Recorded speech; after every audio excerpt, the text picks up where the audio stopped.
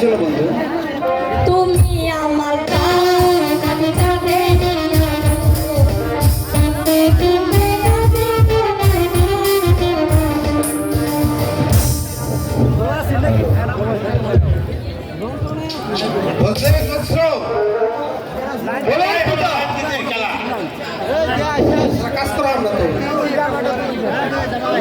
সেনাপতি রঞ্জিতকে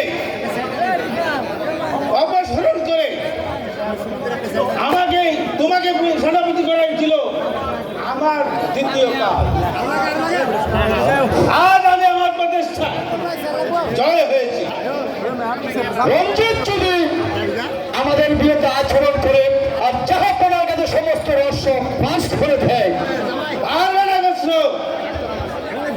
রঞ্জিত প্রাসাদের বাইরে চলে গেলেও আমার হাত থেকে সে রেহাই পাবে না। এবার আমার তৃতীয় কাজটি হাসিল করতে পারলে আমি নিশ্চিন্ত। তৃতীয় কাজ মানে দ্বিতীয় কাজ হলো যে কোনো উপায়ে রাজকন্যাকে তোমার সঙ্গে সাথে দিয়ে তাকে আমার পুত্রবধূ করে ঘরে আনতে পারলে সেই কল্পনার চাই কোথায়? কিন্তু বেগম সাহেব আমার নামে শুনতে পারে না কোথায়।